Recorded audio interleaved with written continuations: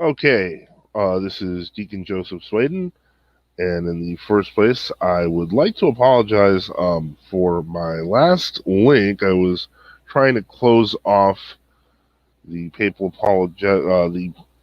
traditionalism show that I was planning on doing, and then really didn't feel the enthusiasm for doing. But that's being moved over. A little bit more about that at the end of this. But I'd like to apologize for including a link that I thought was going to Orthodox Christian theology and instead went to Dancing on the Ceiling by Lionel Richie. I do like that song, I as well as a couple of other Lionel Richie songs. But anyway, I have to fact check myself, or had to, because of the fact that I was doing a bit of research on something I'd written. I had said I remembered when James White was fat. I should not have said that. What I should have said, and I'll explain myself, is that James White got bullied. That may sound like a completely different thing, and I can totally explain it. 23 years ago, or so, I might have been 22 years ago when this debate between James White and the guy from the Slaves of the Immaculate Heart of Mary happened. Websites were different, and I was different. So I'm gonna just share a screen real quick. I'm going to be sharing a few screens actually. So we'll go to this one. And so this was the original debate way back when.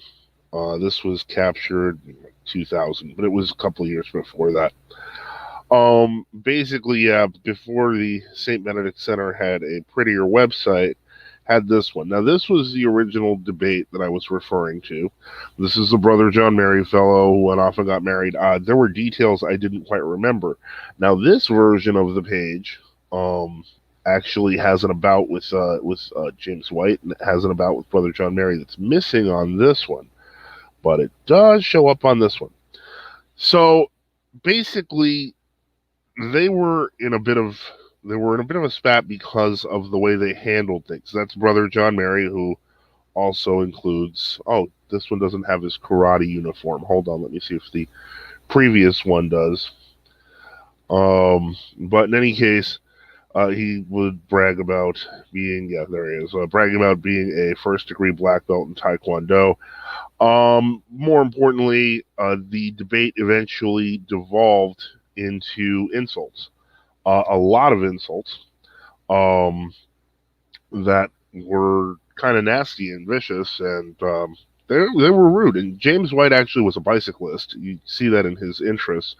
But basically, let me see if I can find some.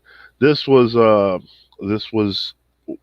James White's response to why he was not going to respond any further because of ad hominem argumentation. He uses a lot of terms, talking about sucker punching, kicking his scrawny little butt, so on and so forth. I was a skinny guy back then. And so I was also like not used to seeing somebody being this verbally violent with anyone. And I thought it was really rude and out of place, which is why I wrote White. Unfortunately, historical memory can sometimes be a bad thing because as I remembered, I felt sympathy because I was a skinny guy. Not that skinny, but I was a skinny guy. 23 years later, I am now a fat guy. So my memory, unfortunately, was of James White being bullied, and I extrapolated from that in my 2021 head that he must have been fat.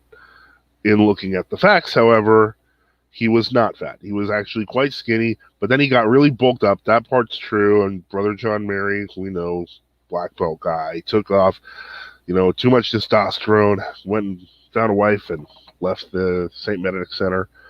No one knows what happened to him. But in any case, so yeah, I did want to, I do apologize for insinuating that James White was fat. That was incorrect. He was bullied.